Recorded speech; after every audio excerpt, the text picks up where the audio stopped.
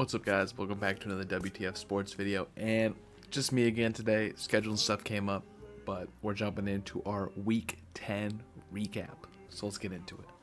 Alright, yeah, Week 10 was quite a week. A lot of bad games, in my opinion. It was not, Thursday Night Football sucked, Monday Night Football sucked, Sunday Night Football wasn't great, but there was actually some pretty good day games. But let's jump into it. First of all, our winners this week. We killed it again. I thought we were going to go under 10 this week. We got 10 right. 10-4. Keeping up our streak of that. And honestly, the Bills losing, not on my bucket list. Panthers, okay. Buccaneers, I think we did say that could be an upset. Same with the Browns. Those two games were definitely ones that could have been either way. But the rest of them, I feel like were pretty cut and dry. None of them really seemed like they were going to be a blowout or not. And surprise, surprise, we got 10 right. Moving on to our best performances, not many this week.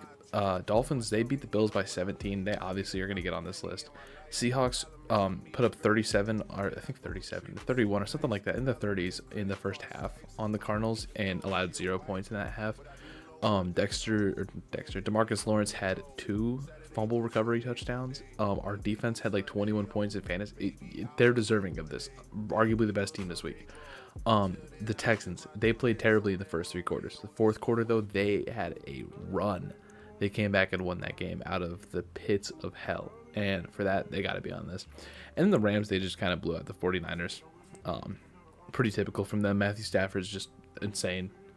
So they're gonna get on this list pretty easily. Moving on to our overly bad performances, right? There's 10 teams on this list this week. Eagles and the Packers, 10-7. It was 0-0 at half. Eagles false starting on tush pushes as per usual.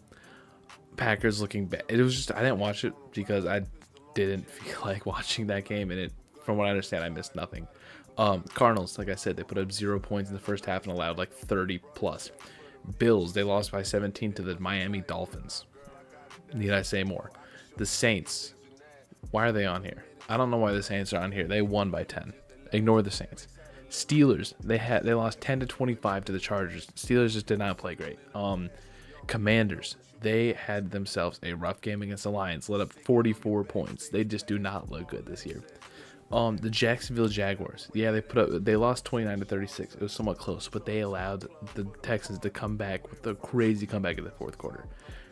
And then the Broncos and the Raiders. If you watch Thursday Night Football, yeah, Broncos have a terrible offense. Raiders suck. Need I say more? Moving on to our current contenders this week, or as of this week, I should say. The Lions, I still think, have the NFC North to themselves. The Seahawks, I'm giving it to them over the Rams right now. Actually, on our power rankings, I have the Rams higher, but I think the Seahawks will do better. Despite the Rams having more playoff experience between their players, I still think the Seahawks will go further. The Eagles, their division sucks. Buccaneers, low-key, it comes down to them and the Panthers for their division, which is kind of funny, but the Panthers are only 1 win behind, so who knows what's going to happen there. And then the Chargers, I think, are the best team in their division. Yeah, the Broncos are 8-2. They're not an 8-2 team. They're terrible. They don't deserve to be there. Then the Chargers are definitely better than the Chiefs. The Raiders, yeah. Then the Steelers, their division's shaky. Honestly, the Ravens with Lamar Jackson back, low-key, might be better. But I'm going to give it 1 more week. And if they have another really good game next week against the... Really play next week. If they have a really good game next week against the Browns... No, that's not really... And well, hopefully. That'll be at least somewhat of a teller. But we'll see how they do next week. And... yeah. We'll see. And then the Bills, honestly... I'm leaning more towards the Patriots, but we're going to leave it to the Bills for 1 more week. And if they play bad again this week, we're giving it to the Patriots for their division. And then the Colts are one of the best teams in the league. I don't need to. There's no reason. They're there. And this is our power rankings, though. Seahawks move up to 2. Colts move up to 3. Rams stay at 1. Patriots move up a whole bunch. Bills move down a whole bunch. The Raiders move down to 32. They suck. Both the Packers and the Eagles moved down despite the Eagles winning. They just did not look good. Chargers move up a bit. Ravens move up a bit. A lot of teams moving down though this week, more than there were teams moving up. But yeah, I feel like this is pretty accurate to where it's at right now. And if you disagree, let us know in the comments. I read all of them, so let me know your thoughts. Moving on to our fantasy predictions. This is our best week we've ever had. Our highest before this was 149. We had 159. First of all, starting with our good options, this is what we put on a YouTube short, right? Caleb Williams and Matthew Stafford both were good picks for quarterback. They both had amazing weeks. All three running backs were good. Kimani Vidal, I don't know how to say his last name, but him, the Chargers running back, that was a great pick on my end. Mason kind of disagreed, but I was right.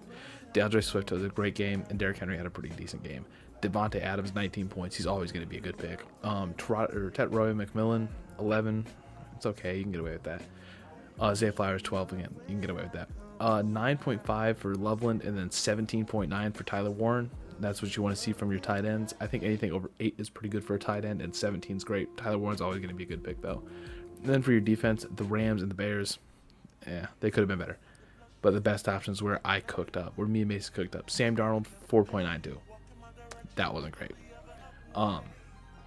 That's on us. Rico Dowdle, 15.3. Rico Dowdle had himself a solid game. Speaking of solid games, Jonathan Taylor with 49.6. He had himself a game. He is the best running back in the league. I think he's going to win the MVP. He is just amazing. I think he should win the MVP. JSN, 22 points. Great pick there with Drake London right behind him with 24.4. Just fire picks other than Sam Darnold and Brock Bowers and Eddie Pinheiro. But like we said in our predictions, it's a kicker. It's literally going to vary from week to week. Amon-Ra put up 16. Seahawks defense put up 21. That was a great pick on my end as a Seahawks fan.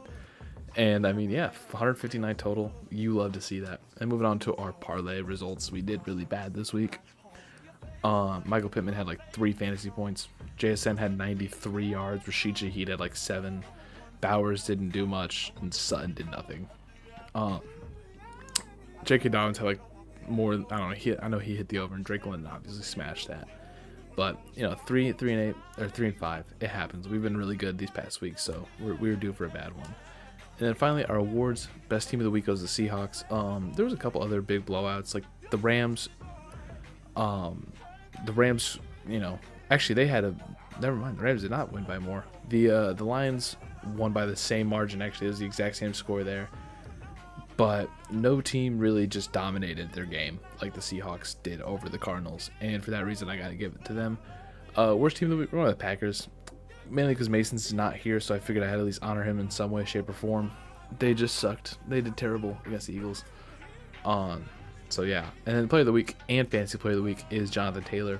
He absolutely was crucial to their win against the Falcons. And he put up 49 points in fantasy, so he obviously wins that. But player of the week, obviously, because, like I said, he was important to that win. To get his exact stats, he had, let me pull this up right now. He had 244 rush yards with 3 rushing touchdowns, and 42 receiving yards, right? 286, I think, 286 total with 3 touchdowns. He accounted for 21 of their 31 points, and most of their yards. I mean, if we're being real, like over half of their total yards from scrimmage, he accounted for. And for that reason alone, he's got to be the player of the week. And that's where we come to an end. I kind of sped run this. It's only 9 minutes long, but Mason's not here, so we don't really have much time to yip yap. And sorry for this coming out a little late.